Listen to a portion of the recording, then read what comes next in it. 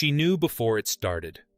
That is the detail Ali MacGraw has returned to across decades of interviews, the admission that when she arrived on the set of The Getaway in Texas in 1972, still married to Robert Evans, the man who had made her a star, she already understood what was coming. "I knew I was going to get in some serious trouble with Steve," she wrote in her memoir, Moving Pictures, published in 1991. The self-knowledge was precise, and it was useless. Steve McQueen walked into a room, and men, women, and children turned their heads, she has said.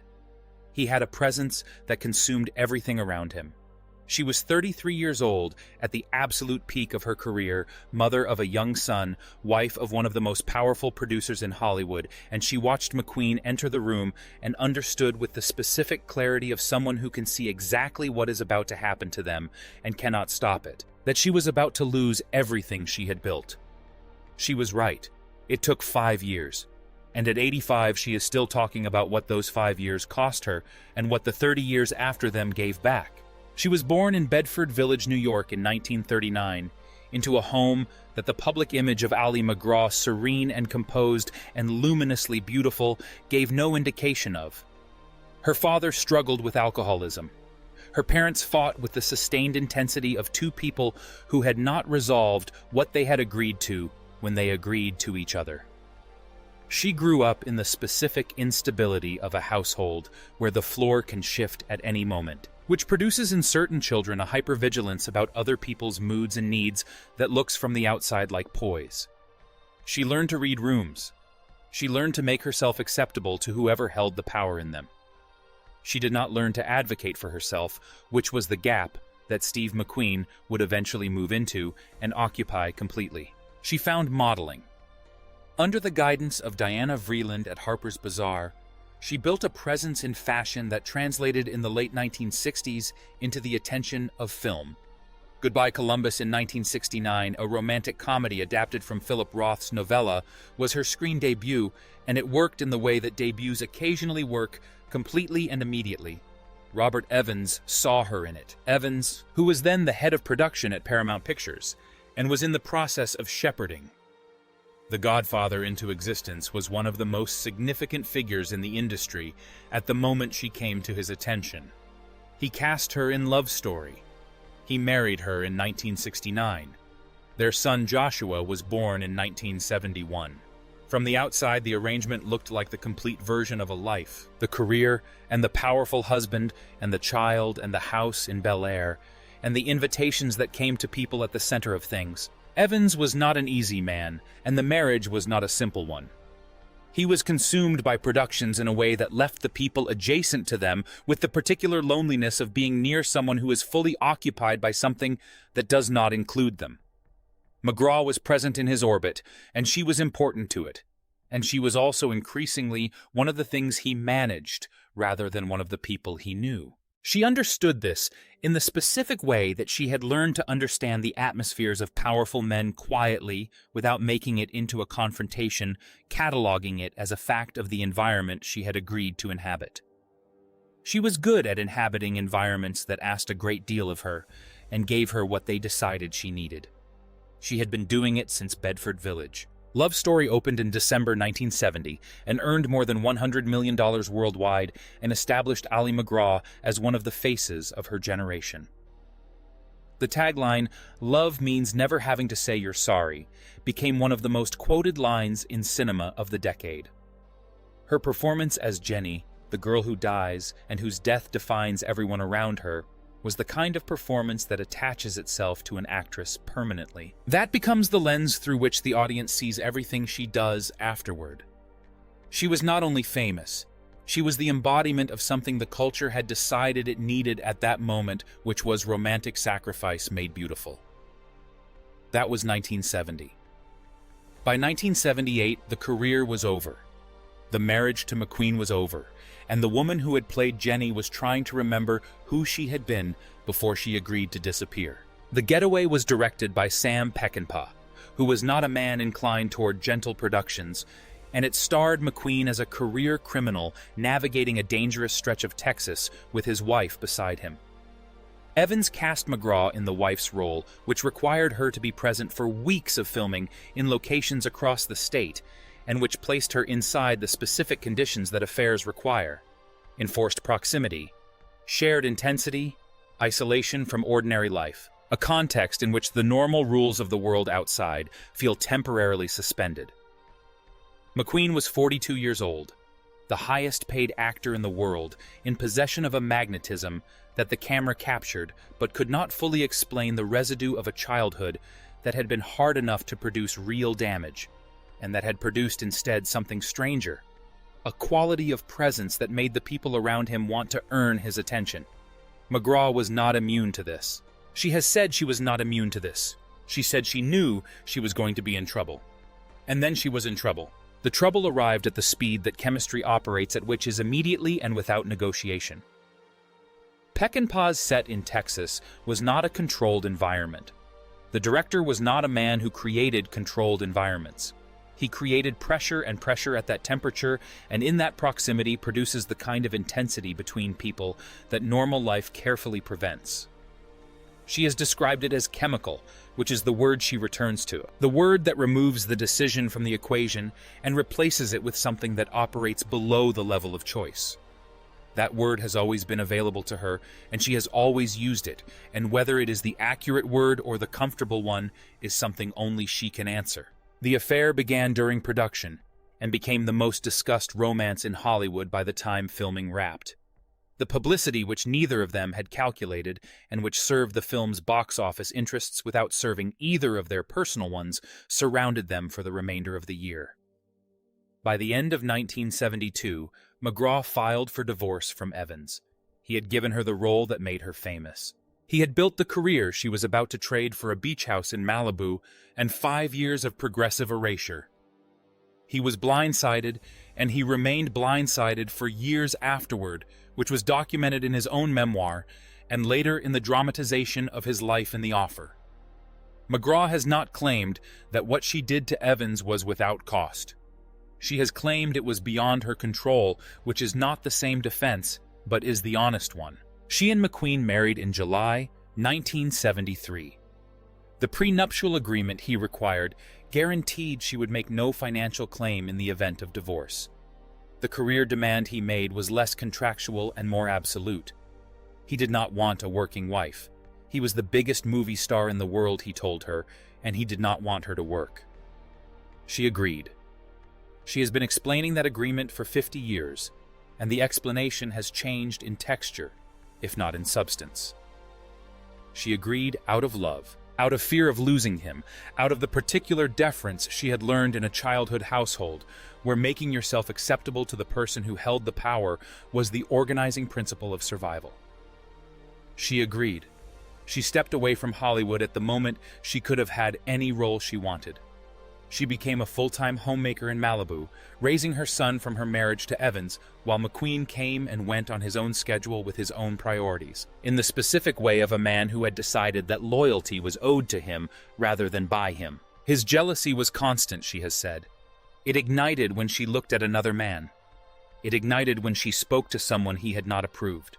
It was the jealousy of a man who had been abandoned in childhood by a father who left before he formed a memory of him, and a mother who sent him to a reform school where the conditions were what reform school conditions were in the 1940s, and who had decided in the way that people who have been abandoned decide that the only protection against abandonment was to keep everything in the room controllable. MacGraw was in the room. She became controllable. She played cook, cleaning lady, simple woman to the hilt, she wrote in Moving Pictures, and the phrase carries the exhaustion of a woman who had done something well that she had not intended to do and could not explain why she kept doing it. McQueen's affairs were an open secret in Hollywood circles. He was known for them in the same casual, tolerant way that powerful men's infidelities were known for in that era, as a feature of the landscape rather than a fact requiring response. MacGraw absorbed this information and stayed. She had stopped working. She had arranged her life around his presence. Leaving would have required her to admit that she had traded her career and her independence for something that had not kept its end of whatever unspoken arrangement she had imagined. She stayed. She drank more. He drank and used drugs, and the beach house that had looked like an idol from the outside became something the inside of it could not sustain indefinitely. By 1977, she told him she wanted to go back to work. The conversation was brief. According to the biography of McQueen by Mark Elliott, his response was, "In that case, we are filing for divorce." The sentence did what it was designed to do, which was to confirm that the entire arrangement had been conditional on her silence and her stillness, that the marriage had been structured around the disappearance of the woman she had been before she walked onto the set of The Getaway, and that the moment she proposed her own reappearance, there was nothing left to negotiate. She accepted the role in Convoy, directed again by Peckinpah. The divorce was finalized in 1978. He died in November 1980 at 50 years old from pleural mesothelioma caused by asbestos exposure, a disease that moved fast enough that the diagnosis and the death arrived within months of each other. She was 41 years old when he died. She had loved him, and she had been diminished by him, and the grief for what they had actually had, and the grief for what they could have had, if they had both been different people, arrived simultaneously and stayed together for years. The asbestos exposure that produced his mesothelioma had most likely come from the insulation suits he wore during his racing work, and from the years he spent around the engines and the materials that the racing world of the 1960s handled without protective equipment, because the risks were not yet part of the conversation. He had spent his career embodying invulnerability, and he was destroyed by something he had touched without knowing it would hurt him. The symmetry of that, a man whose whole identity was built around defying danger, brought down by danger, he could not see and could not race against, was not lost on the people who had known him. MacGraw was one of those people, and she was grieving him from outside the marriage and outside the life they had built together, which meant she was grieving without the ordinary frameworks of widowhood and without the social permission to claim the full weight of the loss. The drinking deepened after his death. The career did not recover in the way she had imagined it might when she told McQueen she wanted to go back to work. Hollywood had moved through her absence the way it moves through every absence, which is to say completely and without marking the spot. She took what was available. Dynasty in 1984 for 14 episodes. Convoy, which was not the return she had planned for. The industry that had crowned her its brightest new star in 1970 was no longer organized around her in any of the ways she had been accustomed to, and she did not have, by the early 1980s, the emotional resources to fight her way back in. The alcoholism had moved from a symptom to the primary condition. She was managing it rather than living, which is what alcoholism does when it is not being treated, which is what it does until it cannot be managed anymore. By the early 1990s, the management had failed. She entered treatment at the Betty Ford Center and began the work that she has described as the most important work of her life, harder than any film and more demanding than any relationship, the work of understanding what she had spent 50 years doing to herself and why and how to stop. She has been sober for more than 30 years. She counts the years. She mentions the count when she talks about it. Not with pride exactly, but with the specific awareness of someone who knows how close the alternative was and does not allow herself to forget it. The Betty Ford Center in those years was the place where Hollywood sent its most damaged people when the damage became impossible to manage privately. And it was also the place where those people occasionally found the conditions for genuine repair, the combination of structured accountability and shared honesty that the world outside did not provide. MacGraw found both. She found what she had been doing to herself and why, and the why traced back to Bedford Village and to a father whose alcoholism had made the household unpredictable and to a habit of making herself acceptable that had eventually required her to make herself invisible. None of this was a simple discovery. All of it was necessary. Moving Pictures was published in 1991, the year she emerged from Betty Ford, and it did what her most important performance had done in 1970, which was to give an audience something they recognized as honest. She wrote about her father's alcoholism and the childhood that produced her deference. She wrote about Evans and what she did to him. She wrote about McQueen with a clarity that did not require her to choose between loving him and acknowledging what he had done to her career and her sense of herself. There were wonderful days and dreadful days, she has said in the decades since. I am not a victim in any way. The statement is not a denial of what happened. It is the statement of a woman who has decided that the frame of victimhood does not serve her, and that she is entitled to decide her own frame. She moved to Santa Fe, New Mexico in 1994 and did not go back to Los Angeles. She practices yoga daily, has cultivated a garden, surrounds herself with animals, and has spoken about the spiritual dimension of her recovery in ways that do not require translation into the language of celebrity. She partnered with Ibu, a fashion collective working with female artisans internationally, helping develop clothing lines that connect craft with economic independence. The work has a specific meaning for a woman who gave up her own work at the demand of a man and spent 30 years finding her way back to the version of herself that had existed before that agreement. She is not building something for an audience. She is building something because the building is what she has and what she chose. She and Ryan O'Neal reunited on stage in 2016 for a touring production of Love Letters. They were in their late 70s, and the ease between them reminded audiences of something they had felt watching Love Story in 1970, which was the particular credibility of two people who actually like each other. She has said that some bonds endure as life changes.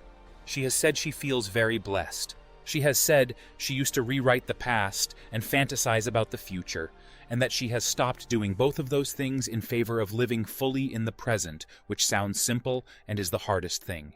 I wish we had both grown old sober, she said about McQueen. The sentence contains everything: the love, the grief, the understanding of what was possible that only arrives after it is no longer possible, the specific regret of someone who can see clearly now and could not see clearly then, and has made her peace with the difference between those two moments, even knowing that the difference cost her an enormous amount. She is 85 years old. She is sober. She is in Santa Fe. She is, by any reasonable accounting, entirely herself, which is what she was before 1972, and what she spent the following 2 decades trying to find her way back to. Which performance of hers has stayed with you longest? And do you think love stories like hers belong on screen, or does Hollywood ask too much of the people who live them? Tell us in the comments below. Like the video, subscribe to the channel, and we will see you in the next one.